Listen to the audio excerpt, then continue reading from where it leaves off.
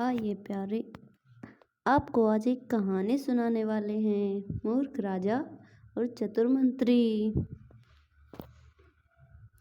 कई सालों पहले नदी के किनारे पर एक दैत्य नामक नगरी हुआ करती थी। इस नगरी में शासन करने वाला राजा बहुत ही मूर्ख था। वही राजा का मंत्री बहुत चतुर था। एक दिन शाम के समय राजा और मंत्री दोनों नदी के किनारे टहल रहे थे, शाम का आनंद ले रहे थे।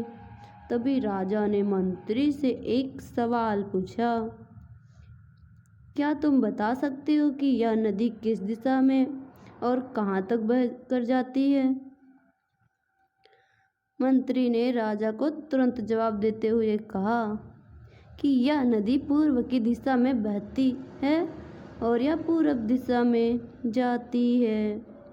इस पर राजा ने कहा कि वह नहीं चाहता कि हमारे देश का पानी पूरब के देशवासी इस्तेमाल करें।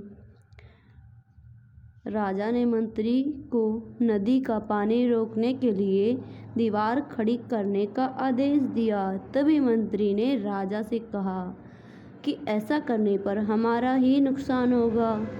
राजा ने गुस्से में कहा कि पानी हमारा है और पूरब देश वाले मुफ्त में इसका इस्तेमाल कर रहे हैं और तुम बोल रहे हो कि हमारा नुकसान होगा। इसमें हमारा नुकसान कुछ नहीं होगा। तुम जल्दी से जल्दी नदी में दीवार बनवाने का काम शुरू कराओ। मंत्री राजा की आज्ञा का पालन करते हुए कारीगरों को बुलाता है और नदी के पास दीवार बनवाने का काम शुरू करवा देता है। नदी में दीवार बनाने का काम तेजी से चलने लगा और कुछ दिनों में दीवार बनकर तैयार हो गई। यह देखकर राजा बहुत प्रसन्न हुआ, परंतु उनकी मूर्खता के कारण कुछ दिन बाद जब बारिश का मौसम दस्तक देता है तो नदी का पानी पूरे गांव में भरने